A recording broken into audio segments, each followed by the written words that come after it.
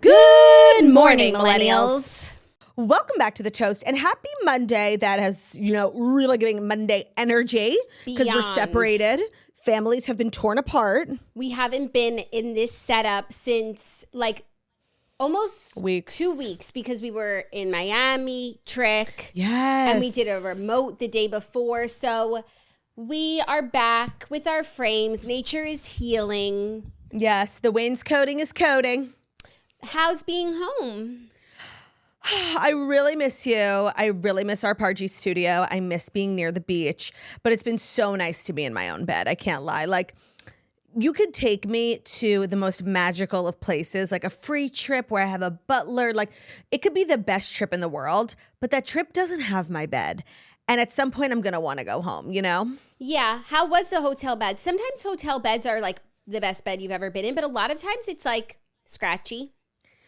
Well, when your needs are as specific as a pregnant woman, it's hard to just flop around in another person's bed. Do you know what I mean? You have your things. Mm-hmm. At home, I have a lot of different necessities, especially on the nightstand, on the actual bed. It's kind of an orchestra.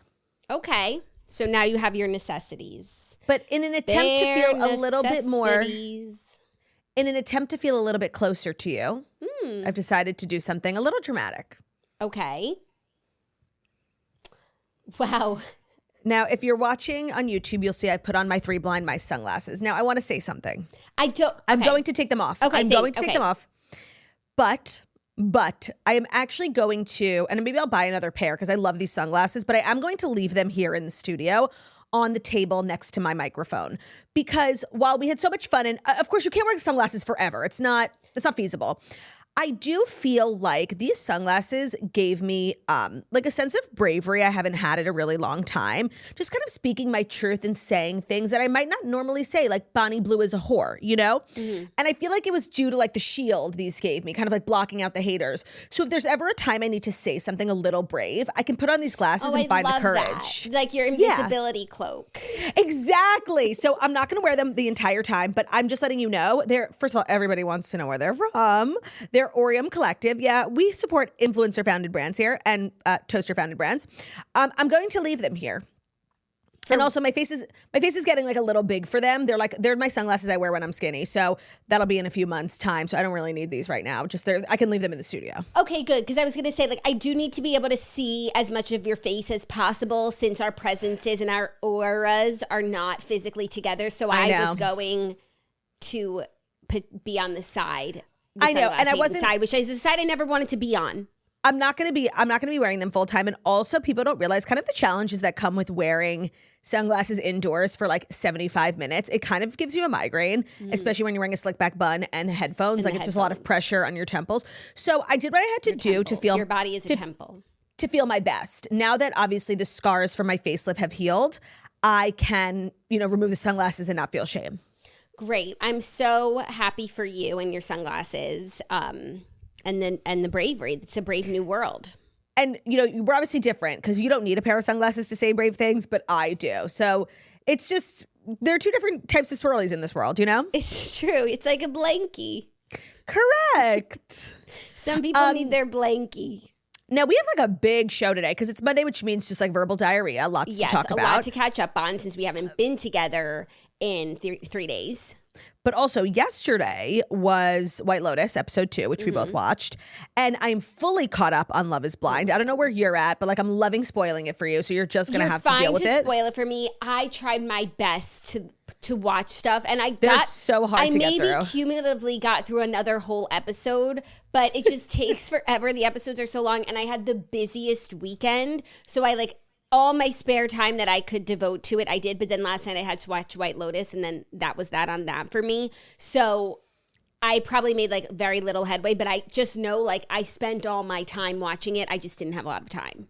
So White Lotus is Blind recap will be at the end of today's show. So if you're looking for I'm fully caught up on Love is Blind and I'm going to do my best to stay on top of it. But I hear you. It is so fucking dreadful. No, I watched so much, Claudia, and I watched and 5 nothing. minutes went by. Yeah, it's thick. It's dense. It's dreadful. I'm enjoying it, and but I'm it's only dreadful. watching things that you've already told me about. So I'm so behind. Well, Jackie, just wait because now TikTok has entered the chat. There's a TikTok that goes viral. in real time about one of the castmates, and like they talk about it. Wait, I'm obsessed. I'll get there. So it's a good season? Or do you take back what you said? No, it's not a good season. And this is what it really boils down to. This isn't spoiling anything.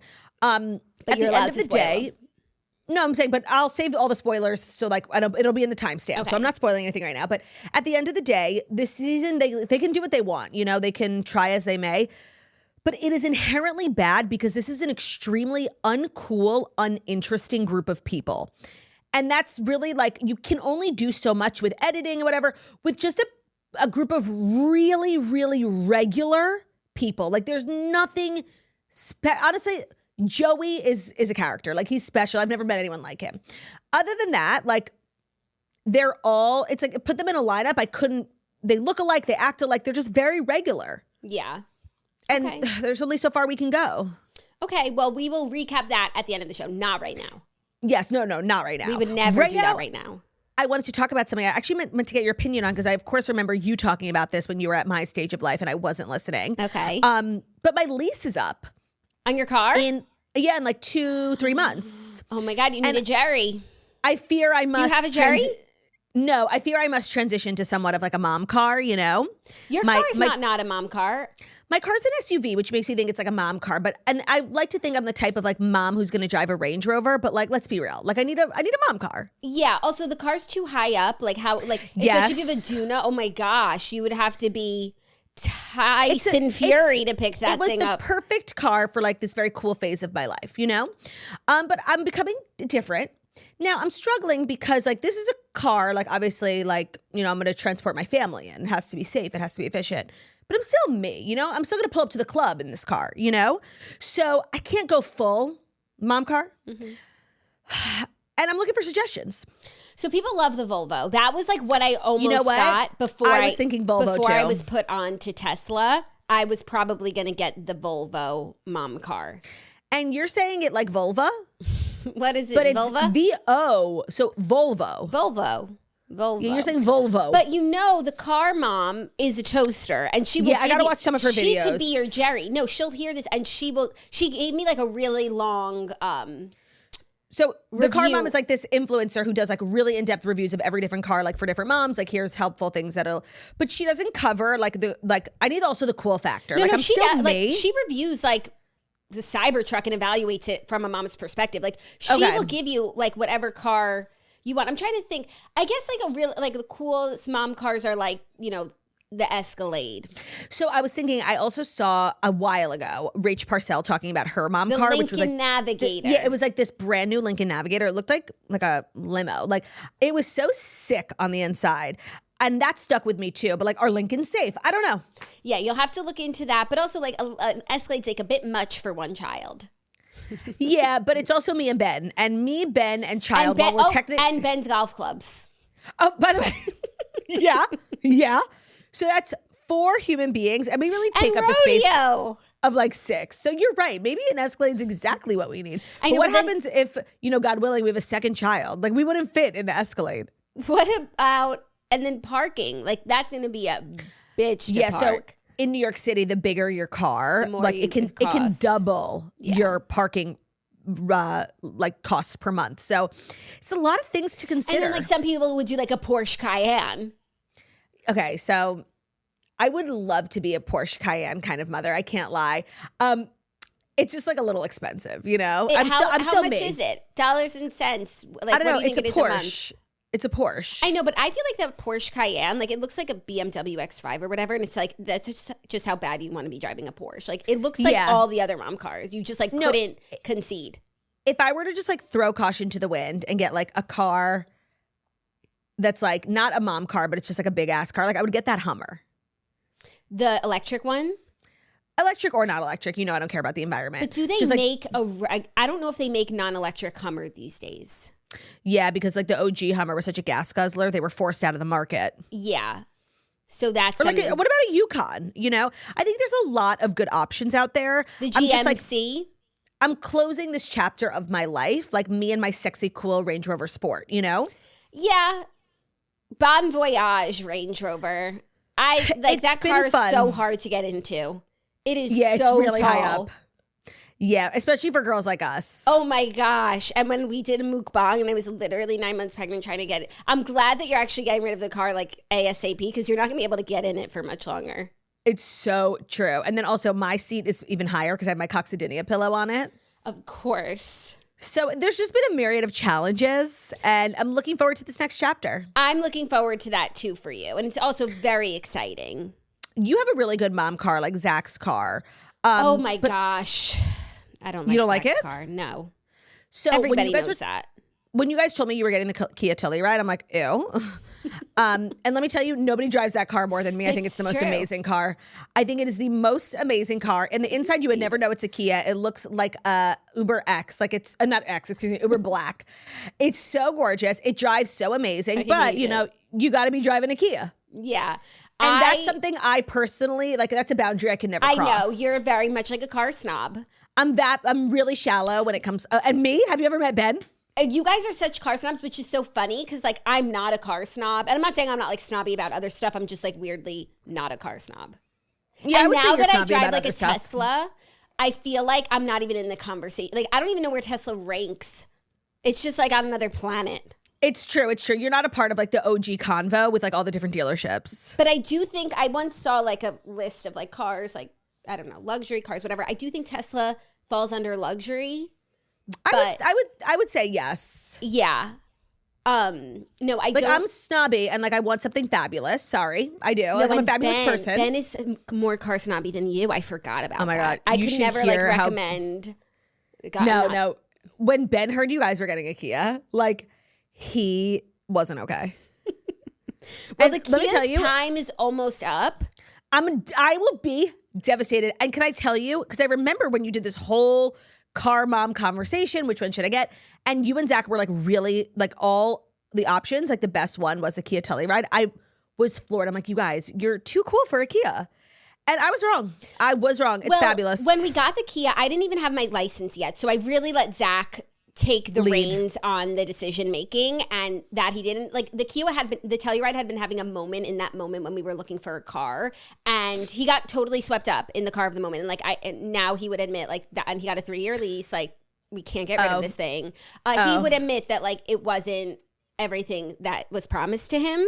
Mm-hmm. So we're really looking forward to moving on. But what's so funny is like now that I have my license, like and now that I drive a lot, when I drive with Zach now, like now I notice. I used to think he was like the best driver in the world. She's a little critical. But now I'm like noticing stuff. Like he's kind of like on the fence about using his turn signals. I'm like, you've got a signal for everything, my friend. So I agree. I'm with you because I'm like a seasoned driver and I don't give up on signaling. Like even the smallest thing, lane changing and signaling. It has definitely become optional in certain parts of the country. It's so crazy to me. I will never be one of those drivers. I noticed all this stuff. He's also like always so late to like get into the right lane for the correct lane for his turn. Oh, well, that's like you being like new driver neurotic. No, like we were literally at the light in the right lane, but we were going left, and he's like literally driving perpendicular to get into his lane. I'm like, yeah. What are you doing? Yeah. No, it's easy to become critical. Yeah, so I'm sure like he rues the day. I used to not notice. That's a project I'm taking on. Very, very exciting. I should be getting my new car soon, which is exciting for me. Also, we had one of those weekends where we lived out of my car. Like we were just out all day, like diaper changes in the trunk, like change of clothes everywhere. Like it was literally our mobile home. Nomadic. So, and I'm getting another Model Y. I love it. Highly recommend, but I won't even go there with you. I'm sure in a few years you'll be like, I'm thinking about a Tesla. The thing is, I'm sure it's a great car.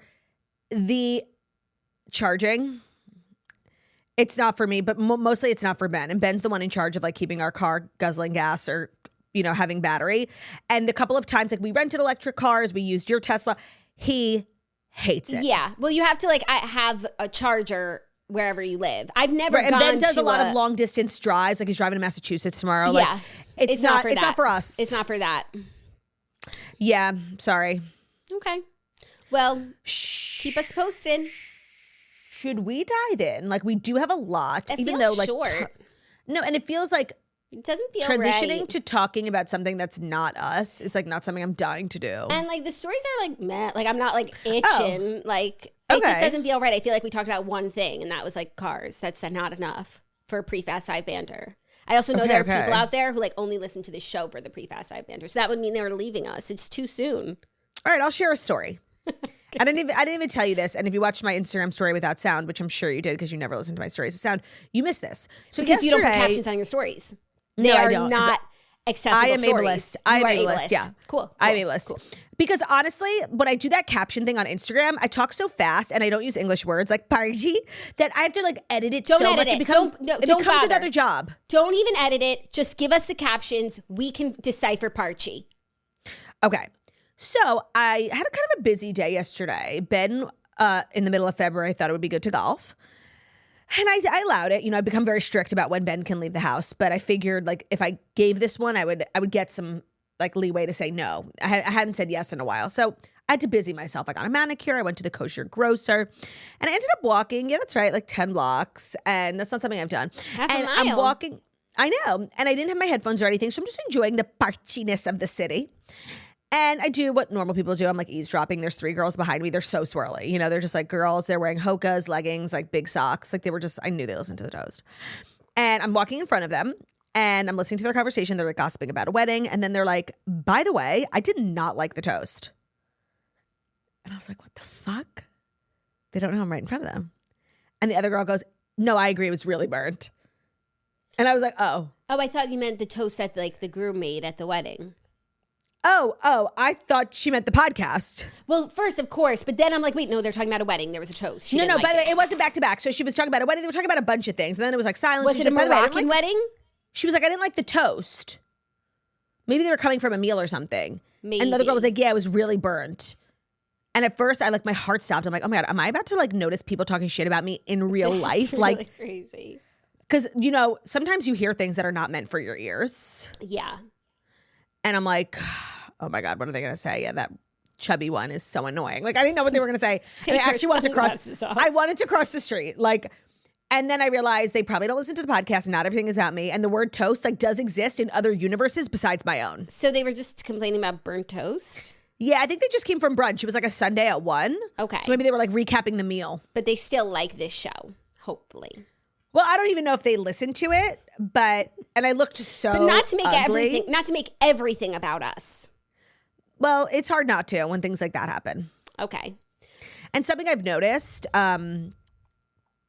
is I definitely like have given up a little bit on like my forward-facing looks when it comes to just like random things, you know? Like I don't have so much energy these days, so I'll get dressed for the toast and that's pretty much it. Like if me and Ben go out to lunch, like I can't. Gotta let the skin breathe. 100%. It's the biggest organ. Like me when I leave my house looking like shit. You gotta let the skin breathe. Wow, Trinity, you look terrible. I'm letting my skin breathe. Skin's breathing.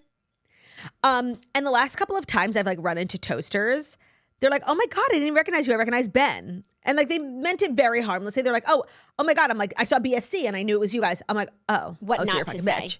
What so you're a fucking bitch. Yeah. What not to say? And like a couple of girls said it, and I was like, wait. Do I look different? Yes, I do. I'm like not trying. And my hair isn't done. Like I'm really phoning it in unless I'm on camera these days. Whereas I used to like have, so much fun. Let's go to lunch and like blow out my hair. No. I didn't recognize you. I saw BSC. Rude. Fucking BSC. So done with him. Yeah, no, I had a Saturday like that. Like yucky. Well, my skin was breathing. And that was good. Okay. And I was I went out Saturday night. I didn't even tell you I went out Saturday night. Do you know that? You went out? You didn't even post anything. I know because like I didn't have my like my files in order, but I might post it like Saturday tonight. night and we in the spot. Where'd you go? Don't believe me, just watch. I went to a charity event. My friend Erica invited me. Okay, that's not like going out. I thought you like went to a club. Oh my gosh. Like a bar. No. I went to an event. I was out very late. Did you have a cocktail?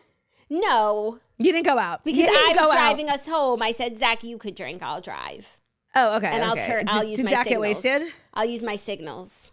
Did Zach get wasted? No, he didn't. He actually wound up driving us home. Oh, that's really funny. Maybe twice in my lifetime have I seen your husband like truly wasted. Yeah. One time, maybe 3 times actually. One time was your wedding where he like got up and rapped. Amazing. The one other time was at Stagecoach where he took like a lobster roll to the face. And the other time was like somebody's birthday party, like early on when we all met. It's only been 3 times and it was so much fun all 3 times. Yeah, it is I would love to see that again. Maybe one day. Let's roofie Zach. We're kind of in the same boat now. Of You and Zach? Yeah. We got shit to do. I know. Up early with the kids. Like, who needs that? Can't be doing that. So anyways, that's why I went free of fotch on Saturday because I knew I was getting ready Saturday night because I went out. Yeah, so the next time like you're feeling ugly, not only can you say you're letting your skin breathe, you're also like repairing the heat damage to your hair. Right. I have a hair mask in. Like it's somebody's business. No, it's really not. So now, without further ado, I guess. Well, I'm really excited about our lead sponsor. There's a couple things we need to talk about. So without further ado, it is time for the Fast 5 stories that you do need to know. And you do need to know about the new Netflix show that you and I were just talking about. That is today's lead sponsor. I'm so excited. So Running Point is Netflix's new comedy series from hitmaker and, personal role model Mindy Kaling, starring Queen Kate Hudson. So Running Point is an edgy, bold, and hilarious twist on the underdog comedy that features Isla Gordon's rise to the top of one of the most iconic professional basketball franchises and her dysfunctional yet lovable family trying to block her shot. When a scandal forces her brother to resign, Isla is appointed president of the LA Waves, one of the most storied professional basketball franchises in her family's business. So she's ambitious and often overlooked. She will have to prove to her skeptical brothers, the board, and the larger sports community that she was the right choice for this job, especially in the unpredictable male-dominated world of sports. She may not have been part of the original playbook, but as the skeptics will soon learn, she's calling the shots now, like it or not. It's really fun, easy to binge. I have to say, you could, certain shows have my automatic stamp of approval. Created by Mindy Kaling. We're good. Oh, starring Kate Hudson, our queen. I just know it's going to be good. I'm so excited. Before they were even a sponsor, I was seeing commercials and trailers for it, and I was really excited. So Kate Hudson's so funny. She's such an underrated comedy actress. She really does it all. A lot of people don't know she also sings. She and I have that in common. So I'm really excited. It's called Running Point, obviously from Mindy Kaling, who has, kind of been the genius behind some of my favorite shows, Never Have I Ever, Mindy Project. It will be streaming on Netflix on February 27th. So Running Point is the show. It's on Netflix, and I cannot wait to see it. Today's episode is also brought to you by Wild Grain, the first bake from frozen subscription box for artisanal breads, pastries, and pastas. So Wild Grain's boxes are fully customizable to your tastes and dietary restrictions in addition to their classic variety box. They recently launched a gluten-free box and a plant-based box that's 100% vegan. Best of all, they take the hassle out of baking since all of their items bake from frozen in 25 minutes or less with no mess or cleanup. This is a company made for me. I discovered it from Olivia Oshry when she first started getting into sourdough. She used to not make it from scratch. And it was so good because she was baking from frozen from Wild Grain. Also, I recently entered the baking space. A lot of people don't know that. I made a muffin. Yeah. And it was one of the hardest things I've ever done. And there were so many dishes and I needed so many ingredients and it was just really hard. So the concept of buying fresh baked wares that you also bake yourself, it's genius. I love it. It's so smart. And I feel like we were talking about it because it's a great entry for a lot of people into sourdough. If you want to be a part of that lifestyle, but you don't necessarily have the time or the resources because it is a full-time job, as Jackie can tell you. Wild Grain is such a great resource for anybody who's starting to sniff around. Maybe they're sourdough curious. If you're ready to bring your favorite carbs right to your doorstep, be sure to check out Wild Grain so you can begin building your own box of artisanal breads, pastas, and pastries. So obviously when it comes to baking, I'm much more of a pastries girl, but their pastas are really good too. Ben's been making such good meatballs with them. Yeah. Pasta. For a limited... Yeah. Pasta. For a limited time, Wild Grain is offering our listeners $30 off their first box plus free croissants in every box when you go to wildgrain.com/toast to start your subscription. So you heard us. That's free croissant in every box and $30 off your first box when you go to wildgrain.com/toast. That's wildgrain.com/toast. You can also use our code TOAST, TOAST at checkout. Wild Grain, spelled the normal way, WILDGRAIN.com/toast. Thank you, Turt Grain. What can I say? Our first story, some legal news. Oh. Diddy's lawyer has quit his defense team. He said, under no circumstances can I continue. And that's never a good sign, but it's also really not a good sign when that lawyer once represented Osama bin Laden, Yeah. So and that's not a euphemism. I'm sorry. He represented the late, great Osama. And from what I understand, lawyers don't really turn down high profile cases like this. Like, win or lose, it's how you play the game. No, and of course, like ethically, it's like a dilemma, but a job is a job. And that's sort of like a thing lawyers just have made peace with, you know? Yeah, but I think that's also like part of being a lawyer. I don't know what kind of oath they take, but it's like, even if everybody you're guilty has a right. as sin, I will defend you. Well, think about everyone who's ever been on trial. Yeah, no, but also, well, that's like, also the crazy thing. I was watching this documentary. You get attorney-client privilege. So, like, the attorney could even know if you did it, and they still have to defend you like you didn't. I was just watching this documentary, and I didn't finish it because it wasn't very good. But it was about, like, how in the 70s, this guy was, like, living in Cleveland as, like, he worked at, like, a factory or whatever. Turns out he was, like, this enormous Nazi. And when they brought, what were those trials called in Israel? The Nuremberg trials? Nuremberg trials, yes. So a lot of people don't know this, but like many years after the war, when Israel became like the Jewish homeland and they, created their own government and stuff, they hosted the Nuremberg trials because there were like all these low-key Nazis who after the war like went on to like live lives and have jobs without going to jail for, killing. Mm-hmm. So they would like, very famous ones, Adolf Eichmann, right? He did a Nuremberg trial. He had to sit in a glass box because somebody was like totally going to shoot him. So this guy living in Cleveland was like this huge, like famous Nazi. They end up figuring it out. He gets extradited to Israel.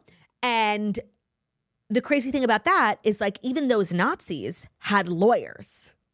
Yeah. That was the point of the story. Excuse me. I got a little off track. To bring it back to Diddy, they could get lawyers and you can't? Yeah. I'm suspicious. No, so it's not like something that a lawyer's ever going to shy away from a case just because you're guilty as sin. So this is... And the more high profile it is, even if it's like so guilty... That makes your career. Yeah, those are the types of cases where careers are made. Yeah. So Anthony Rico did not provide a reason for his request in which he wrote, under no circumstances can I continue to effectively serve as counsel for Sean Combs, according to an affidavit obtained by People. A judge will need to grant Rico's motion before he is officially removed from the case. Combs would still have 5 other attorneys defending him in his federal sex trafficking case, including lead counsel Mark Agnifilio. So it's not his lead counsel, but one of 6. Now, I feel like we all like jumped the gun when we heard this. It's like, oh my God, he knows all the terrible things and he doesn't want to be a part of it anymore. Whereas it's probably something a little bit more like administrative than that. Like a lot of times like a lawyer will have to recuse themselves because of like a conflict of interest with another client. Like, I don't know. I feel like it's more something like that than a big scandal. Yeah. As we said, like even Nazis got lawyers. So I don't think it's someone who like saw too much and is like, or even I think people are now starting to feel like Diddy couldn't possibly win this. Like, I think a lot of stuff is going to come out. Yeah, but he still would have to pay his lawyers even if he... Yeah, I don't think that stops you. And it's like one of 6. So I agree with you that it's probably something more inside baseball. Or maybe this man like attended a party or something, Maybe. And they just realized like maybe he's innocent, but one time he went to a party and it turned out to be a Diddy party with a client. Or maybe he just found God and was like, I don't want to. But I'm sure there are godly lawyers who defend the guilty. Sure. Well, I think a really godly person would say even the guiltiest of criminals deserve a defense. A fair trial, innocent until proven guilty, they might say. Yeah, this isn't giving godliness. No. I think that... honestly, if I had to guess, like it's just something like a little, what's the word I'm looking for? Not administrative, clerical? Yeah, I understand what you're saying. There's a lot of drama like around who can represent who. Like maybe he's beefing with one of the 5. Think about that. Maybe one of the 5. Perhaps there's an internal conflict. Stole his lady. Perhaps it could be a classic case of an intercommunication issue. Yeah, beefing. Or he doesn't want to defend, a freaky ass. No, because he already wanted to defend a freaky ass. Yeah. So, yeah, I think there's drama. Yeah, I think it's more paperwork, pushing papers around a desk sort of thing. I think they went out to Team Dranks and it was a classic Dear Toasters. Someone's man flirting with someone's lady. I'll have to check our email to see if we got any submissions. If we got a submission from Anthony Rico. Literally. But he probably wrote under a pseudonym. Anthony Fico. Oh my goodness. Are you ready for our next story, which I really tried to not choose, but then just all the thoughts inside of me were bursting to the top, okay? I would love to know what you're referring to. Meghan Markle's latest set of Instagram stories. Okay, I did watch them without sound, and I will say the content is starting to lose its luster for me. Like at first I was like, gimme, gimme, gimme.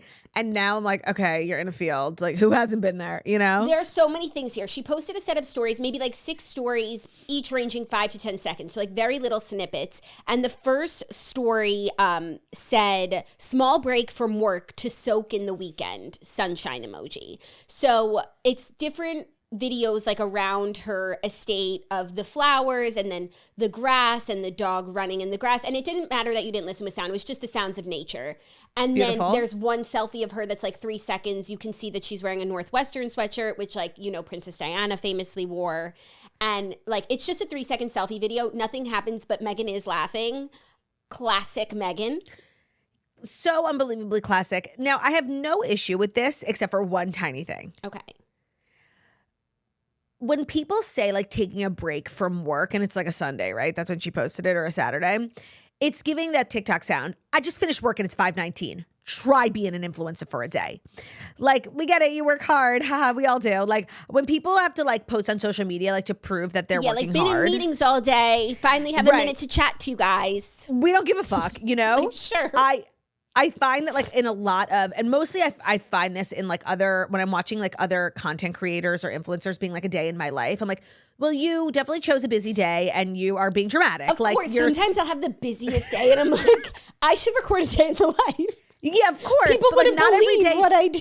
Not every day is like that. And like the truth is that like most content creators, like people who don't have really any structure in their jobs, like they don't even set an alarm, you know? Yeah. Now I think Meghan does set an alarm. Obviously she has kids. I think she naturally wakes up early. She seems like an early riser.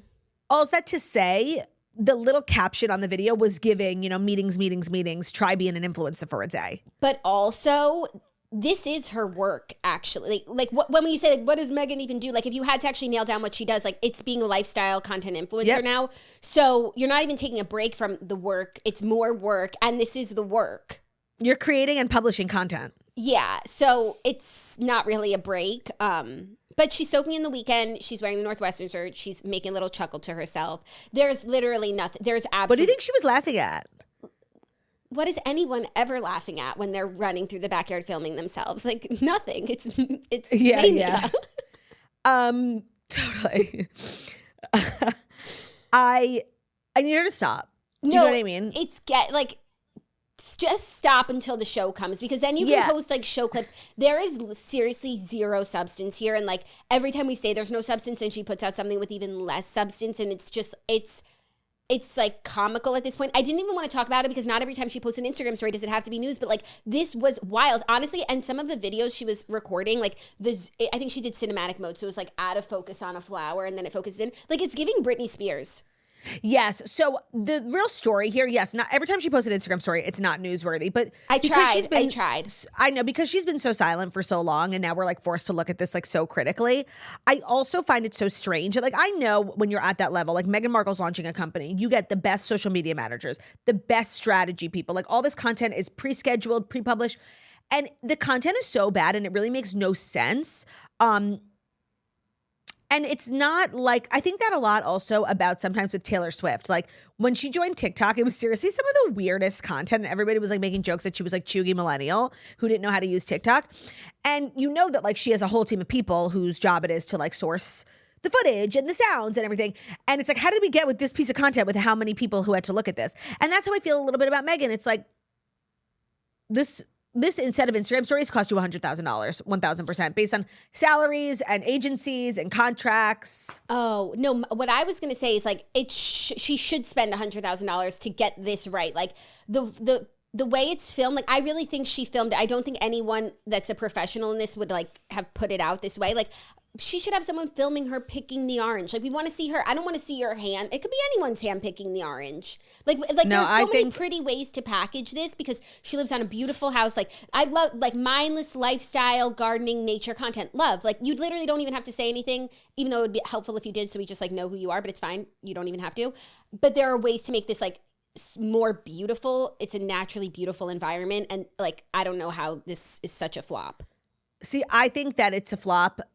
And she had all these people working on it. Wow. Like, there's no way she launched a huge social media campaign for like after years. Like, she's finally kind of coming back. There's no way she didn't hire the best of every agency you possibly could when it comes to marketing, social media management, content creators. Like, think about all the agencies in LA who would love to, like, 1,000%, 55 people worked on the set of Instagram stories. That's a crying shame. And I still think it's just her, like, being like, I know how to do this. I've got this, guys. Like, I don't think so. Watch the magic. I don't think so. Well, I look forward to what's next. Still looking forward to the show. It's not looking good. I'll say. Yeah. Even though, what's today's date? We're about 10 days away. Did I write down the new date in my notebook? Oh, the good thing about being back in the studio is having my notebook. Yeah, you have to fill in Queenie and Weenie. Even though, like, I kind of was, like, fine without it, but it's nice to have. Okay. It moved. I do miss, it went from January 15th, it moved to March 4th. I do miss a lot of things about my life in Florida. One, I miss sitting behind a desk. Yeah. I loved the power that gave me and also the flattering angle. Yeah. But these chairs are comfier. Yes, these chairs are comfier. I do miss my hotel. My hotel was fab. I know I told everyone, like, I stayed at a hotel for the first time, like, ever since Jackie moved to Florida, and I won't be returning. And now that I've left the premises, I can say I stayed at the Boca Beach Club. It was amazing. You should, like, see if they want to do an Eloise sort of partnership with you, where like, I live live there. Yeah. And be kind of like a character who lives at the hotel. People could come and see you. I really feel like I got my money's worth. You know, when you go to a hotel and, like, you use every possible amenity that they have to offer. We got your money's worth. We got your money's worth. Even the day she checked out, we're like, hey, right. Claudia's room. We're going to the splash pad. Room 1101. We're going Jackie to the literally splash showed up every day with her family. It's so family friendly, but also, like, I used the spa. Yeah. Me and Ben ate at all the restaurants. Ben used the golf course. Ben took the shuttle to all the different properties. Like, we literally were like, you know, it's like that episode of Friends where Ross really wants to get his money's worth from the hotel. So he takes things from the hotel that, like, technically aren't illegal. Like, he doesn't steal the salt shaker, but he steals all the salt inside. Like, that's yours to take, you know? That was me at the Boca Raton. Like, that is I was so seriously, funny. I was taking everything. No, and also what they're so good about is so kid friendly, but they have, like, very much, like, cordoned off adult spaces. Like, it doesn't feel we like were at the beach club, which is, like, a little bit more adult, even though they have, like, a bunch of kids pools. We had a couple, like, hours, you and I, of just, like, adult time. Like, we went to the spa. We had lunch at the pool. We had lunch at the adult pool. Yeah, where Jackie was gossiping so loud. Like, we was that definitely where I got was in trouble. Gossiping loud? Yes, and I said, like, could you lower your voice? Sorry, we had lunch at another adult pool too, at the beach, when on the lawn chairs where we like. Yeah, but you weren't gossiping. I didn't there. feel like I don't remember saying anything memorable there. Mm-mm. You didn't. Anyways, good times. Good times. Are you ready for our next story? Whenever. Number 3 for sure. is sad news. Sad or sag?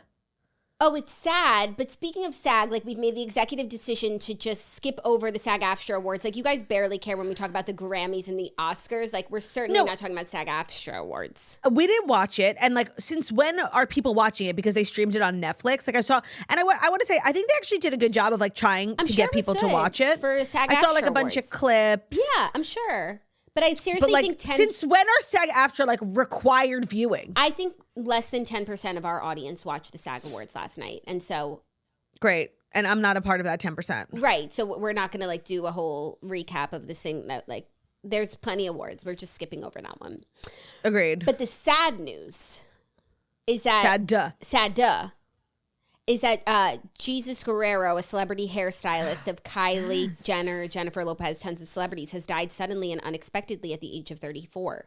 So this weekend... His Instagram name is @JesusHair. I feel like people probably recognize him from, like, all the girlies. All the girlies. And then this weekend, news of his death came out on Instagram. From the family announced the news in a series of Instagram stories on Sunday. And then I'm sure you saw everyone's, like, favorite celebrities posting about him. He was just, like... Apparently, this great guy, very talented hairstylist, but, like, an amazing person, an amazing friend. Like, the community's really torn up about it, and it's very, very sad. And it's so sad. But then, like, there also was some, like, a very unverified drama about the conditions around his death. Apparently, he had, like, fallen ill while traveling abroad with a celebrity. Yeah. Who these unfounded rumors said was J-Lo. And just because, like, a few days ago, he was in Dubai with J-Lo. And he got very sick. With pneumonia. And the rumors were that, like, J-Lo left him behind. And actually, it's been cleared up that, like, no, they got him back to LA. They got him, like, proper care. But he ended up getting pneumonia. Yeah. So I don't know what the real like conditions around his passing are, but there was some drama trying to be made. Then it was quickly cleared up. I'm not entirely sure. Yeah. But I think what is somewhat known is that he fell ill and then passed away of pneumonia. Abroad. He was able to, abroad, but he was able to make it back, and whoever he was with like did everything they could to get him back here to get proper care, but he still passed, which is just so sad. So sad. People are saying obviously the nicest things about him, but just he seems like someone who's just, larger than life. Yeah, and who like really was like people kept around, like one because he's obviously talented, but mostly because like he's just got great energy. Yeah, so just that's really sad, and he's so young. Yeah, sad passing. Yeah. Are you ready for our next story, which is some happy news? Yes. It's actually some very happy news. I don't know if you've seen this. You probably have.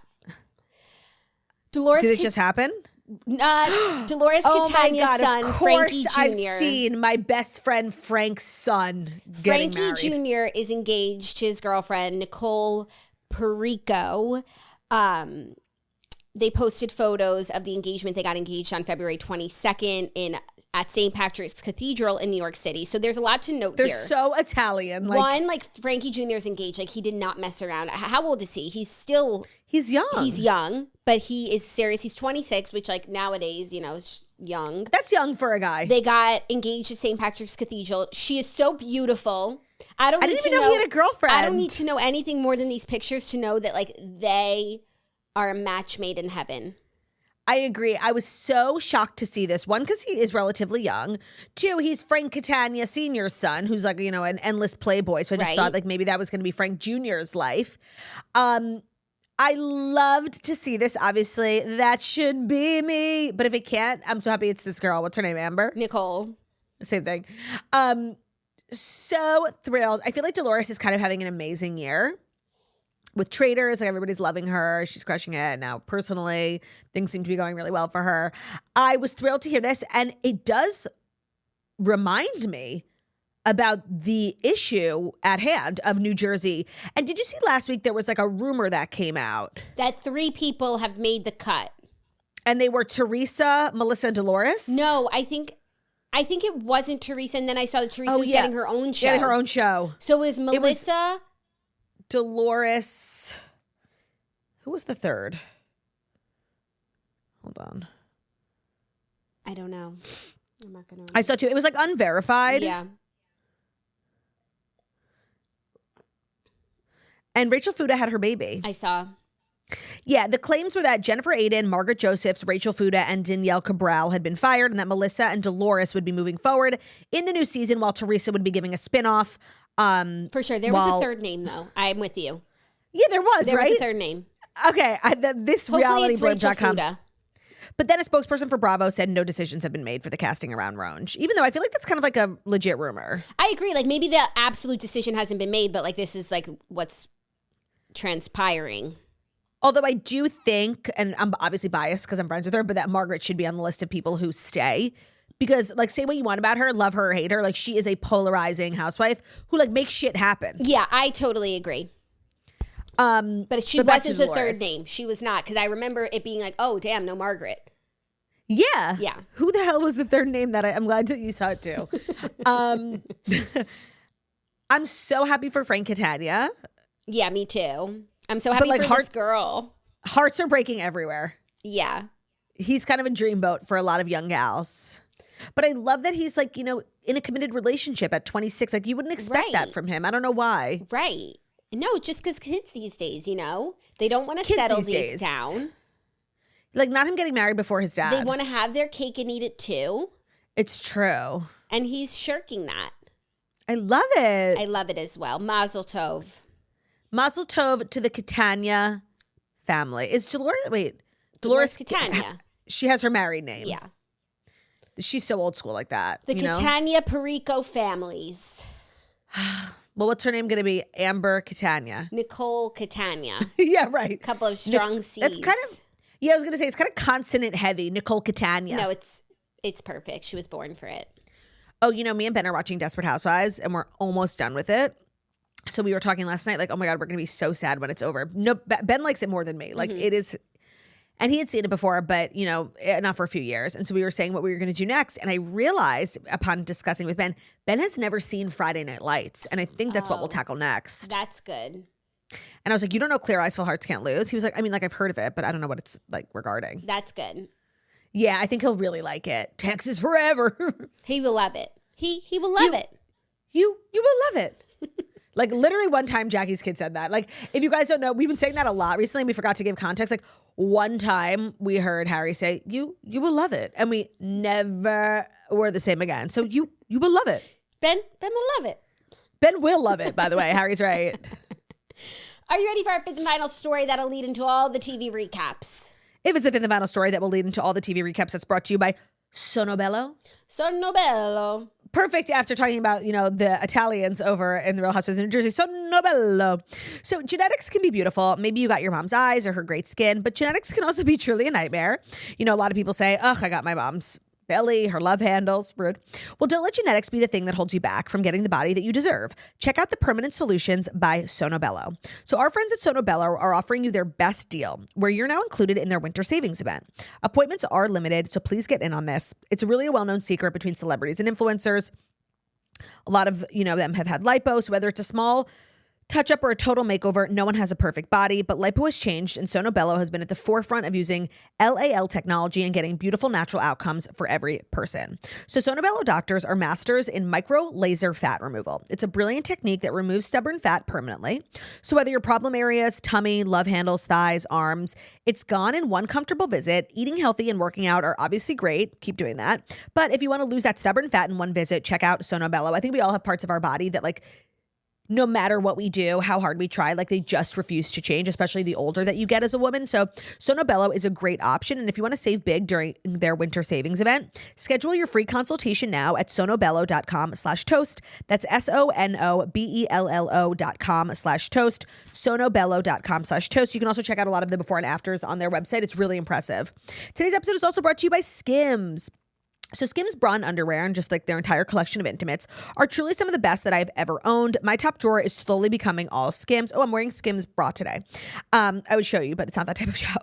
I am very particular about my intimates. I always have been, but I have definitely new needs. My breasts grow probably one size every month, so I'm constantly churning out new bras, but I also can't just be wearing any regular bra. I need really comfortable bras. I'm not wearing underwire right now.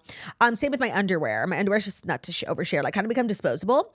And so Skims has been such a great resource for me in staying on top of all of the different needs. Now, everybody has different things. I was a big Skims shopper before I got pregnant, and I found it really helpful because they have tons of different bras for all different boob sizes, and they carry, I think, like 60 bra sizes, because half the key to finding a bra that fits is literally getting the right size.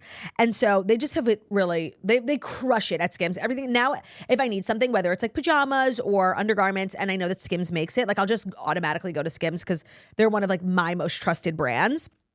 And one of my favorite bras and like the entire collection is the Fits Everybody collection. I wear a lot of the bralettes. They're fabulous. They fit everybody. They're super comfortable, but they're still like really supportive. A lot of the bralettes have adjustable straps, which for me is huge. So you can shop the best intimates at Skims, including that Fits Everybody collection and more at skims.com and the New York flagship store on Fifth Avenue. After you place your order, be sure to let them know that The Toast sent you. Select podcast in the survey and be sure to select the show, The Toast, in the drop-down menu that follows. Again, that's skims.com for the best intimates, including the Fits Everybody collection, skims.com. Thank you, TURT.com.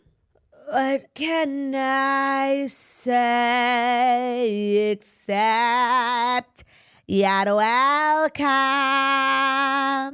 Our fifth and final story that will lead into the White Lotus recap is that Sam Nivola, who plays the weird little brother on White Lotus, the Ratliff family, the freak, is revealing the surprising muse for his character in White Lotus. So he revealed to People magazine that Mike White, the creator of White Lotus, modeled the Ratliff family in the show after Bravo's Southern Charm. By the way, this is so amazing. One, because I could totally see it. And I had seen somebody saying in a tweet that the dad of that family gives Thomas Ravenel energy. Like I saw that maybe a week ago. And I was like, oh my God, totally. The accent is exactly the same. So this being true is so crazy to the person who tweeted that. But also, I feel like this is not the first time where celebrities and actors have admitted like Bravo's influence. Was it Grace Van Patten who was like, yeah, we all watched Vanderpump Rules, or I modeled my character off of like Toxic Stassi era. Like, they are literally the blueprint for culture. Yeah, no, and they're just such like interesting characters that when you're trying to like character develop on a show, it's like all the work is done for you. Just study. Yeah, and I saw Lucius Malfoy, the dad, also talking about his accent because I think is British.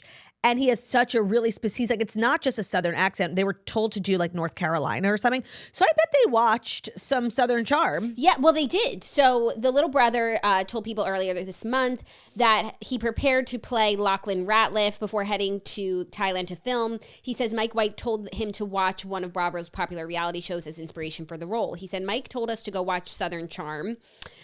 In fact, Jason Isaacs, who plays our dad, kind of modeled his whole accent and character off of that cast. He went on to joke that his on-screen sister got to skip out on the homework because she already had it down. She's from Alabama. She found out through everyone else that they were all told to watch Southern Charm. She felt left out. So when I think of the dad, yes, I definitely see him as a Thomas. When I think of the mom, like she kind of gives Patricia. Yeah, a little bit. Yeah. And she is by far the best character. She is totally good. If someone's going to be nominated for like an Emmy or whatever next season, it'll be her. She's so funny. The kids, I'm trying to think. Honestly, the older son is like a little Shep, which like sounds insulting to Shep, but a little bit. But then he's also a little Austin because he's like younger. Mm-hmm. But yeah, definitely for the accents, it's really good. And just the like daughter doesn't remind me of anyone. But even I'm just, talking more the like way characters. That they walk. I actually think Patrick Schwarzenegger does like a really good job of carrying himself in the role, where he like just like walks like with his butt out like a preppy guy. Like it's more than just accents. Like it's a whole being persona. Yes. Yeah, that must be like the coolest feeling too. Like you're Craig and you open up People magazine and you see this, like the biggest show in the world, and they're modeling themselves after you. Yeah. And the episode was like fine. It's the thing is with White Lotus is in order to really like enjoy it, you have to watch the whole season. So like episode by episode, it's not like a fun show to watch week to week. It's true. Or at least it doesn't get fun until the end, because like right now we're world building and character development. Yeah. So it's a little bit, and people like act like, oh my God, that was an amazing episode. Like, no, it wasn't. It wasn't. Stop. It wasn't. Like, I was bored. Like, half the time was like scenery and animals, and then they are pouring tea. Like, it's very slow, okay? And it's like all about like sideways glances. Like, actually, and undertones. The only group that's actually having like, fast-paced conversation where things are moving forward are the three women. Okay, we need to talk about the three women. The three women because let me tell you how fucking real that was. At first, when like the two girls, Leslie Bibb and Bridget Moynihan, were talking about the third, I'm like, that's so real. There's always somebody who's like a third. And in the first episode too, they were also like leaving her out. But then it turns out that it's just like one of those really toxic friend groups where like you're just talking shit about the other person not in the room. who's ever right. And I'm like, that's also so real. But that girl who we thought was like the initial, and don't ask me anybody's name in the show. Mm-hmm. The one who we thought was like the big time loser, but then like also ended up being like a little villainy about Bridget Moynihan. Like, I do think she's the toxic one in the friend group, even though it's like a toxic friend group, period. The one who's staying in the room outside the house? Yes, yes. Oh, yeah. No, but she's definitely like losing her mind. Like, and she's also like drinking a lot. And but there's definitely dynamics between all three of them, but she is like on the edge for sure. Yeah, and are the other two going to start talking about Leslie Bibb, or is Leslie Bibb kind of like the... No, they're definitely going to start talking about her because she was also being weird. Like, there's things to say about her. Yeah, and her chicken that was and her weird. beans. No, not only that, like the Parker Posey thing. Why would you remember spending the weekend with somebody 10 years ago? No, Parker Posey was weird for that. And why was she either rude or doesn't remember? No, and also... well, Parker Posey's on drugs, so that's why she was weird. They didn't say 10 years ago. Yes, they did. No, Parker Posey said 10 years ago to her family. Yeah. Was it not 10 years ago? I don't know. She might have just said that to her family to explain why she was being rude, but like Leslie Bibb didn't say that. So I saw a theory that you maybe don't understand because you didn't watch the second season, but Portia, you know that actress Haley Joe Richardson? Who's Portia?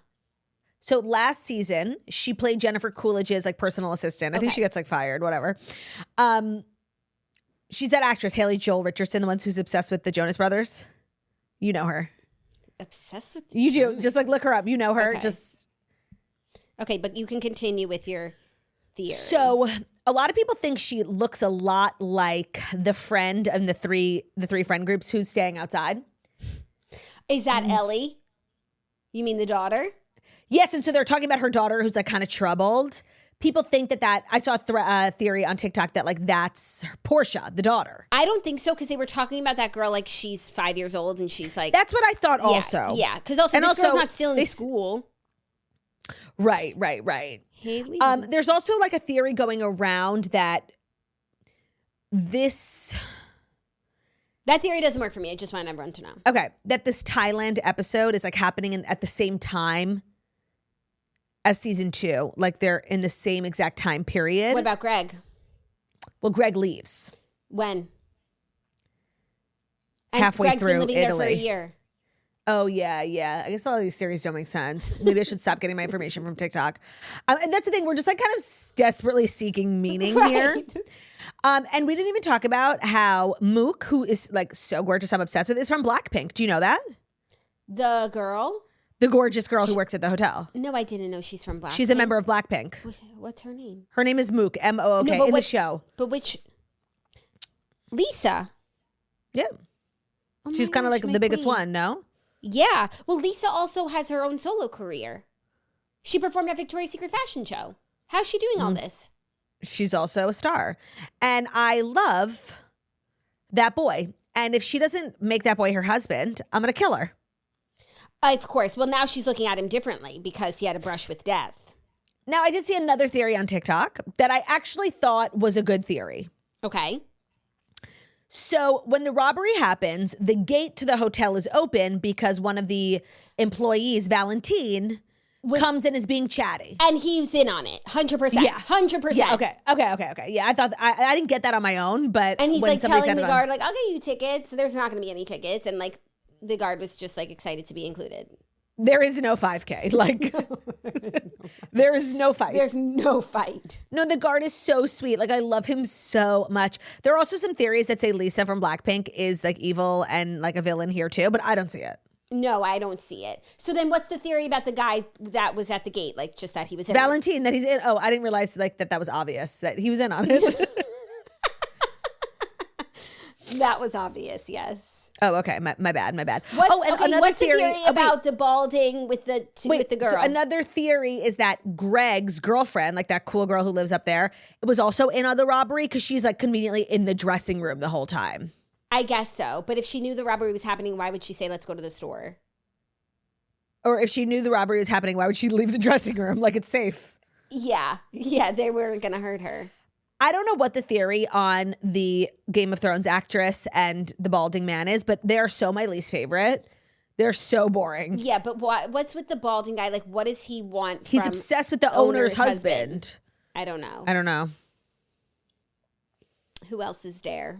Like, I just have questions, no answers. Yeah, and they're leaving a lot of questions. Like, so they're going to have a lot to answer for. And then, of course, like who's the shooter? Now, we didn't talk a lot about this last week, and I meant to. And then this week, they kind of pulled back on it a little bit. The Radcliffe siblings, like, wanting to fuck one another. There's, like, a weirdness there. Patrick Schwarzenegger jerking off in front of the little brother. Both the older siblings kind of being obsessed with getting the younger sibling, like, to be their friend. They're, like, they're trying to insinuate something. It's not my favorite. It's not my favorite. And everyone is like, oh my God, the incest vibes. Oh my God, Mike White. What? Yeah. Like, it's not my favorite. Like, I'm just like not paying attention to it. Even like when the two freaks Even when he woke up and the tushy was there. The tushy's out, when they're on the hammock, like, well, how could you ask me about my sex life? Like, seriously, I'm not paying attention. This is so uninteresting to me. No, not only that, and like I didn't grow up with any brothers, so I don't know like what's appropriate, but I know that like talking to your sister about like her losing her virginity is fucking weird and disgusting. And I was like, can we stop? Yeah, and I just like, even if they are weird and disgusting and like say the three of them have a threesome, like I seriously don't care. Like I'm don't care. But that hammock in the ocean, like that looked amazing. I need the Boca Beach Club to get one of those. Like, yeah, it looked so parchy. It did look very peaceful until your little brother comes up and is being annoying. And so funny, me and Ben were talking about like, because we just got back from a hotel and we were like, Ben was like, that place looks amazing. I'm like, really? It kind of looks horrible. Like, it's not really a hotel. It's like this wellness thing, but it also has like a beach. And Ben was like, actually, yeah, I can imagine like having a really nice day there, and that's about it. Like, you can't imagine spending a week there. Yeah, except the wellness, like you could just like choose massages. Opt out of, yeah. But is it's it the only first time that food? Right, it's the first time that like the show is focused on a property that's like not just like a hotel for rich people. It's like a wellness therapy retreat. Who gives a fuck? Yeah, not my favorite. I think it makes it worse. Not my favorite. Not my favorite. And now, then I'm sad for the dad that he's like going to. I have such a pit for him. I know, like, and I don't even know him, but I just like want things to work out for him. Me too. I'm rooting for him. I am rooting. I don't know why I am, but I'm rooting for him. Like, he did his friend a favor, and his friend like sold him down the river. Yeah. And I don't know if he's like a good guy or a bad guy, but like, I don't know. I just feel bad that when he goes home, he's going to jail. Like, that's sad. No, I know. That's not even what I feel bad about. Like, he seems so stressed and he has like the biggest pit. Like, that's the worst feeling. Yeah. I feel sad for him that he's feeling that. And you know? when the lady was like, can I take your phone? Like, and on the one hand, like, of course, no, I have to find out like if I'm going to jail. But maybe like, let's find out in 7 days. It wouldn't be so bad. It wouldn't like be. It's happening regardless. Yeah, but then it's like, if he is going to jail when he goes home, like, should he just disappear? Right. He has the advantage of being out of the country. Yeah. Now, Love is Blind. Can we transition for a minute into the Love is Blind recap? Oh, yeah. So there are now 9 episodes out. We get 6 pods episodes, 1.5 Honduras episodes. And now we're back in where they live, Minnesota, where they've moved into apartments together. They're starting to meet families. Now, so many crazy, weird things happened. Let's go couple by couple. Jackie Taylor and Daniel, Short King and Christmas Girl. And Instagram. Yeah, so have you seen the Instagram thing play out? I've seen a clip where she says, like, I saw him. Okay, so you haven't seen it. Okay, no. So no, oh my God, Claudia, I literally am still at ibuprofen. Like, stop. Oh my God. Okay, so they leave the pods and they're clearly like in a holding space. They're at a hotel. We wouldn't have filmed ever at this hotel. They haven't gone to Honduras yet, but they're just like waiting there. And Taylor's like, it like came to me, like where I know him from. He followed me on Instagram. And so she tells producers and they like set up this filming situation where she like ambushes him and like in this like conference room in a hotel. And she's like, you felt so familiar to me and I couldn't figure it out, but like you followed me on Instagram and I remember that like I looked at your profile and there was a picture of you sitting in front of a Christmas tree with like a drink in your hand. Like I just remember it. And do you have a picture like that on your Instagram? He was like, maybe, I don't know. Like I have a picture of me like sitting in front of a fireplace. Like she was like looking for this one specific photo. Then she's like, there was so much about me in my bio that you like could have Taco gleaned. Bell. That I'm a nurse, that I like Taco Bell, and that I love Christmas. It's like, okay, well, that's a lot of information for your bio, but sure. So she was basically implying that like he took these little nuggets about her and made them his whole personality because they're both like obsessed with Christmas. I'm sorry, but if that's what you fell in love over, then your picker was off to begin with. So she just keeps asking him, like, did you ever follow me on Instagram? Maybe you unfollowed me, and do you have this picture of yourself on your Instagram? And it's like, well, if she just had her fucking phone, we could figure this out. 20 minutes later, a producer's like, Taylor, we're willing to give you back your phone. Do you want it? Or do you want to just believe Daniel at face value? She's like, give me my phone. So she gets her phone and she admits, which is so embarrassing, that she has like that unfollow app where you can see who unfollowed Those you. things Because still work? Yeah, because like he obviously doesn't follow her right now, but he probably did. So we sit there in dead silence. Did he ever get his silence. phone back? No, but it's possible that he followed and unfollowed her before going into the pods. Why would he? How would he know she's going on the pods? Jackie, the whole thing made no fucking sense. Just wait, okay? I'm listening. But this, And by the way, he's acting so guilty. Okay. Like, she's like, if I open my phone and like see you there on that unfollow app, like, he's like, well, you that's might. the craziest part of this story Yeah. that she has. She's like, well, he's like, well, you might. Like, I don't remember. I don't know what you're talking about. He kept saying, I don't remember. Like, so guilty, right? Yeah, but like, I guess he probably just follows a lot of random girls and doesn't want to cop to that. Jackie, they make us watch in silence as she scrolls through all the people who have unfollowed her over the years. And she actually makes a joke being like, damn, I lost a lot of followers. Scrolling, only for her to not find him there. And that's it. That's the whole scandal. And I don't know if it comes back, but now I'm at episode 9 and it's been buried. Wait, what? Are they still together?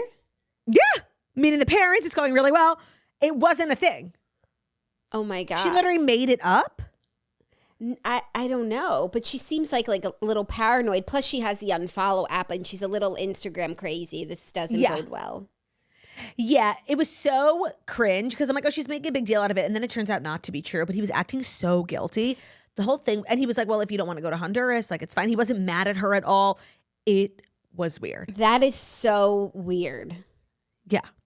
So then they end up like actually being a cute couple. His parents are like so in love with her. They love it so much. Her parents hate this whole thing, but still agree to be on camera. The parents, actually both sets of parents get together. It ends up like being fine. I actually think like they have a shot in hell. I do. Next couple I want to talk about is Virginia and Ibuprofen. I actually really like them. I think that they had good chemistry and they have a good time in Honduras, but a lot of their storyline is now about money. She's a little bit older. She does pretty well. She has like a house and she's just been talking about a prenup and he doesn't really object to it. She's just like, listen, like, why not? There's literally no downside. And then when his parents like hear about it, they're definitely like weirded out by it. Cause I hate when people are like, well, why are you quitting this marriage before it even starts? Like, shut up. Yeah. Like, I just fucking hate that. Like, a prenup is actually, like, especially like for a woman of a certain age who's like built up a life for herself. And especially getting married in this way, like it's a gamble. Of course. It's a gamble. Of course it is. So they're like quiet. I don't know if they have like the great love of our lives. Like I don't think so. But I could like they don't give me any red flags. They're just like boring. Yeah, sometimes it's like we're just trying to make it till the end. Don't notice us. Yeah, right. And then there's Joey and Monica who like you can't not notice. They are beaming with personality. All they do is laugh and giggle.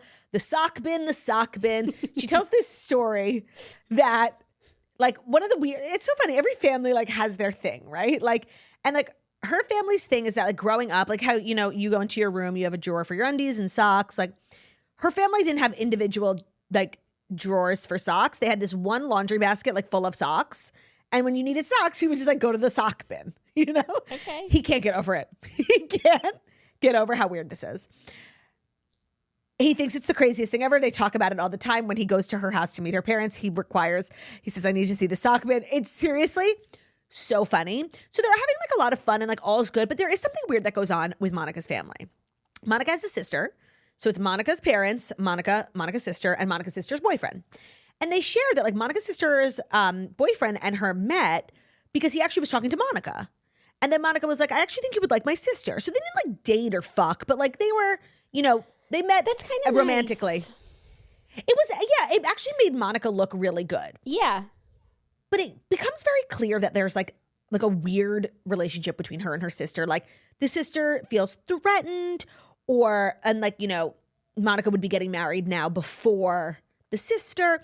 And Joey actually says, because the sister had a problem with Joey, you know, like, yeah. I don't think he's good for you or whatever. And it's like, there's nothing wrong with him, you know? Yeah. So they're recapping afterwards and Monica's like, yeah, she just like always has problems with people I bring home. Like, don't take it personally. And he's like asking more about that. And he just very boldly was like, do you think your sister's jealous of you? And like, she so is. Like, he kind of diagnosed this family perfectly. And it was very brave. And Monica was like, oh, I don't know. I never thought about it that way. Like maybe because of the weirdness with the boyfriend. Can I ask a crazy question? Yeah. Like, what does she look like? Like, Monica's prettier than her too. Okay. So Joey just sort of like said something extremely brave. Yeah. But also 100% correct because it was such a weird vibe. And Monica's so like really very lovely girl, very positive, laughing. But there was like a weird vibe with the sister. And we're like, what is going on? And then Joey said it. I'm like, oh yeah, that's it. Yeah. Especially because like her boyfriend used to like Monica. It's weird. Yeah. But then in the trailer, it seems like Joey stops being so into Monica. Like right now they're in a good place, but she just in the trailer, she's like, I feel like I like him more than me. I feel like the trailers are so misleading. Like remember when they had us thinking that Jimmy slept with Jessica after he was with Chelsea, and it turned out it was just about his girlfriend from the past, like his friend girl. They're so misleading. She probably was talking to someone just being like, I feel like I like him more than me. I feel like I like him more than just he likes me. Chatting. Just because I like him so much. Like yeah, I mean, fine. That means because I actually think that they're a good couple. And they like actually make me and Ben laugh. Like they're really, like, really sweet with one another. And they're one of the few couples that had sex. So I'm gonna cut to Dave and Lauren next, and we'll get into like their whole thing. That's like the arsehole and the nurse. Yeah, the arsehole and the nurse. So when they're in Honduras, they get together one time with the whole group. Dave and Lauren. Yeah, the whole group gets together once. Have we moved on? Yeah, I'm moving on now. Consider us moved on. So Dave, when they get together, Dave has told us, I hate like that they wake up after the first night and they don't just tell us if they had sex or not. Like, I'm sorry. I know it's like invasive, but you should have to tell us. Like, I'm curious. They don't. And me and Ben are like guessing, you know, you can tell a little bit. Dave, when they all get together, goes up to every single person and is like, you fucking? There's always that guy. I really appreciate it. There's always that guy. Like, I was curious. I would never do it. But he wasn't having sex. So I think he wanted to make sure that like that was normal. Yeah.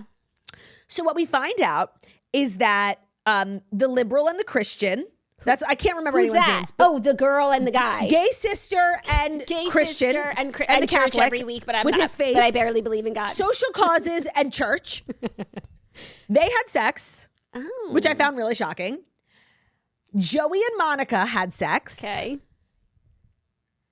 And I think that's it. Dave and Lauren did not. Virginia did not. Those are all the couples, right? No. Oh, Shawty. They did not. Because they were working through like that weird Instagram thing. Like, even though after that, she should have just like, you know, to talk about something else, she should have just started fucking so that he would forget that weird thing she did. Shawty. So at first I'm like liking Dave because I feel like maybe he was misunderstood a little bit in the pods because he was being like An arse in the pods. And then he was being really sweet with Lauren about like, you know, whenever you're ready to have sex, like take your time. Like he was being very patient. Okay. But then they get back to Minneapolis and things immediately go wrong. Because it turns out that like before the pods, Lauren was like seeing a guy, like very casually, like probably just fucking, you know? And I think they hung out like maybe a week before she left for the pods. And this guy is actually kind of connected to Dave and his friends. So Dave's friends, they're like mutual friends. It's a small town. I love this. Dave's friends tell Dave being like, yo. And I love that for the teacher. Right. Like you didn't think the teacher had it in her. So Dave's friends are like, Lauren is like seeing someone. They're really trying to make it nefarious. Yeah. And so Lauren's like back is up against the wall. She's like kind of being forced to explain this. Like she just was having sex. Situationship. And she does. She was like, okay, yeah, like we hung out like a couple of times. He actually used to date this like girl that we worked with. Like we got ice cream. Like she was just like forced to share like sort of uncomfortable parts of this thing. Like nobody wants to admit that they were just like fucking some guy. And he is just like so disturbed by it. He can't get over it. And he doesn't believe her. He believes his friends who are saying like she was in a full-blown relationship with this grifter before the trip and wanted to become famous. Like, and she's like literally having to defend herself so hard. And it just like doesn't go away because he's like acting weird for like a whole week. And he's like, it's this thing with the guy. I can't. And the guy lives in the building that they just moved into. What? It's like, it's this huge building and it's a small town. So it's like, they're supposed to like, you know, get their friends and family together, but like it gets canceled because like they just keep fighting about it. And it's becoming very clear because there's nothing here. It's so, she's not like that. You can tell it's so nothing, but he doesn't stop. And he's like, and now using it as an excuse. Yeah. And he's like, well, my sister knows about it now. And he's been like obsessed with his sister the whole even fucking in the time. pods. My sister likes that music too. Yeah. And my sister and I kiss. Like, I think you really get along with my sister. Yeah, we also use tongue. Like, there's seriously like something weird going on with the sister. And then when the sister's already skeptical about this whole process and about Lauren in general, but the sister hears this rumor about. I already knew the sister was skeptical about the process because Dave told me. And once the sister hears about this big scandal, it's like setting them back so much. And it's like, Lauren is really well-meaning and he is not. And it's actually painful to watch her like defend herself so hard and just be like not believed. And he's like, he literally will say, I don't believe you. He's like, I believe my friends. Well, yeah, you have to trust the person that you're with. And even if you have nothing to go on, like you have to believe them until they give you a reason not to. So if he can't do that, it's not a relationship. So they need to break up immediately. In this previews, Molly comes and, you know. He sees Molly. He sees Molly. A lot of theories that like he looked up Molly on Instagram. But I don't think that Lauren and Molly are so different looking that you would look and be like, oh, I got to leave Lauren to get to Molly. They're both very pretty girls. Like they're not one more extraordinary than the other. Yeah, but I think it's just someone who's like just wants his cake and eat it too. Like is always going to be looking at the next thing. So unless like the other girl was like much less attractive, he was always going to be like, hey, what's going on over there? That's like the other people. Oh, what's going on with Ben Platt? Oh, you'll have to wait and see. Can I tell you? No, but you haven't even mentioned. Please let me tell you. You haven't even mentioned him. Can I tell and you? his girl. Can I tell you about Ben Platt? Yeah. So Madison breaks up with Mason because like her number one is Ben Platt. And they like have more dreadful conversations. And then he's like, nah. Not proposing. Yeah. Like they get to an inflection point and he's like, I just don't think like we're good for each other. And she's like, what? I broke up with Mason. And he actually said like the Mason thing had a lot to do with it. Like she just was so high and mighty and like really weird about it. And she didn't like how she treated Mason in that moment. Wait, I don't feel like she did that. Oh, I thought she did. I thought she was being really weird with Mason, being like, you played two girls. You don't even like him. Sorry, I haven't gotten to that part yet. But so far, I actually have respect for her that like... No, when she breaks up with Mason, like I saw a totally different side of her. Oh, okay. Because right now I'm like, usually people drag the two till the end because they're just sort of like playing both odds. And I actually like that she broke up with one and like made a strong choice for Ben Platt. But I've never seen it that like you make a strong choice and then you don't end up with that guy. Yeah, because that he's saying no, that's really crazy. Like I actually like the fact that she like early on was like, I'm going with Ben, and I guess she did like then throw the other girl under the bus, but I haven't gotten there yet. So they're not in Honduras, they're not a factor anymore, even though they show up to this party next week. Mason and Blondie and Meg also show up to the party. Oh. Well, no, not together. No, but they'll see each other. They'll see each other, and I actually got from the trailer that they had like connected already. Like I don't think it was the first time. I think that they like are seeing each other. It's just like a vibe. I love when there's a party.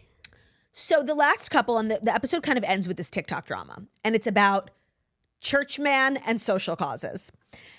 And so she's sitting on the couch and like everything, they're probably in the best spot. Like everything's going really well from them. They're having great sex.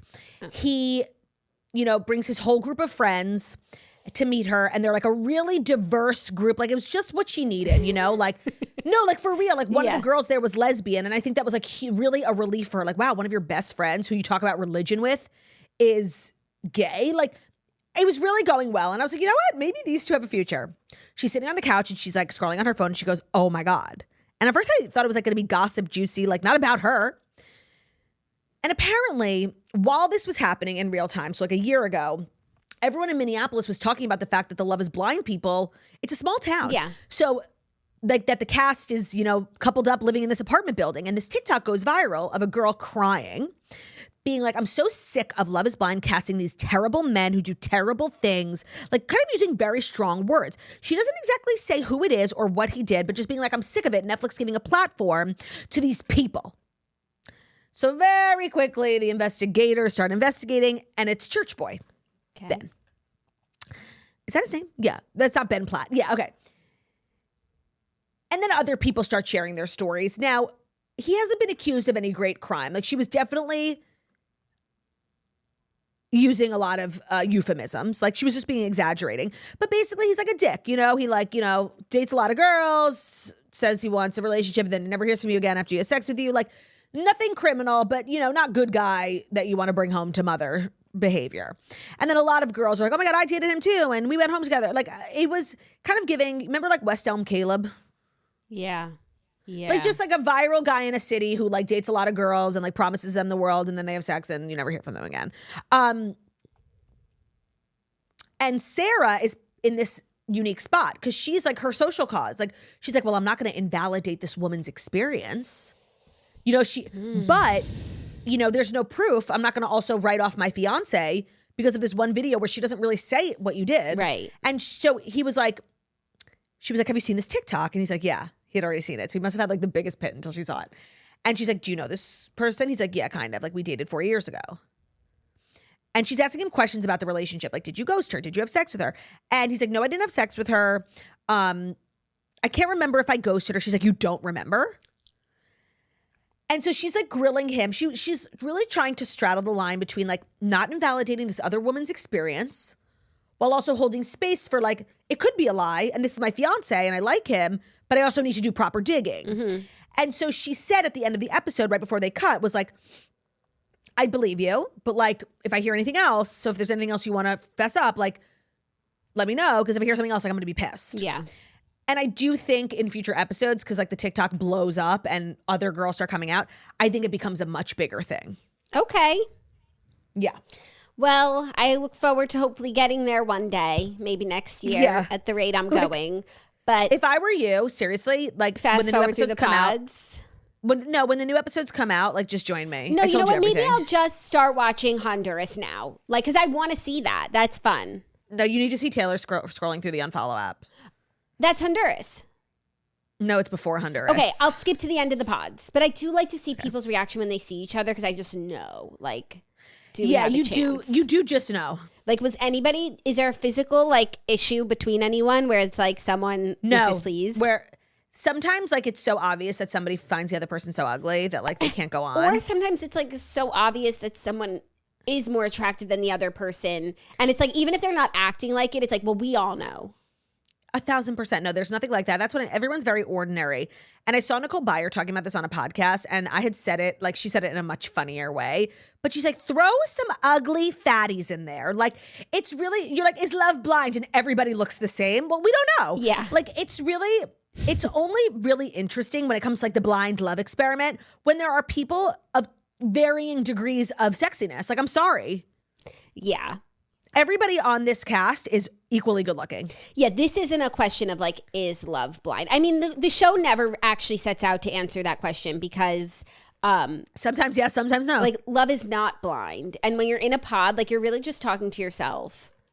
Like, it's actually like, yeah, some people have found relationships like coincidentally, but it's not because like love is so blind. Like, because then you could have the same conversation with someone in person and just like the way that people speak. It's not even about what they look like, how they move their hands, how they, squat over like. Who am I? How they squat over like they're a table. You're blind. You're love being blind. I'm love. You are love being blind. So new episodes come out in 4 days. You have 4 days to catch up. Oh my gosh. Well, why? It comes out on Friday? The 28th, I think. Wouldn't I also get the weekend then? It's a freaking weekend. Okay, that's good. Yeah, they do it on Friday, and I literally forgot. Like, I have to read a 600-page book for the redheads, so like, it's not the freaking weekend, okay? And it's only Monday. Okay, well, on that note, thanks. Yeah, but should we wrap up? Yeah, we should, so I could start reading. Thank you guys so much for listening to the Toast and Monday Morning Show, where we deliver the fast-sized stories you need to know every Monday through Friday on YouTube. So if you're watching us on YouTube, please feel free to subscribe and give this video a thumbs up. We're also available as a podcast anywhere podcasts can be found. So at Spotify, iTunes, Stitcher, Public Radio, iHeartRadio, CastBox, all the places where you listen to podcasts. Find us so Toast, leave a 5-star review about how beautiful, about how stunning, and about how wickedly talented we are. Love you. Goodbye. I have given up on hard hands now that I couldn't even do it with a monitor. Now that you see that you're the problem, I couldn't even do it with a monitor in front of you. Video proof, and I'm so glad everybody was able to see it. They said, yes, Jackie is the problem. Something that's just as important as never giving up on your dreams is also giving up on your dreams when you realize they're out of your reach. They're not realistic. Yeah, I love that. So, goodbye. On that note, love ya. We could both go like this. Love ya, bye. Love ya, bye.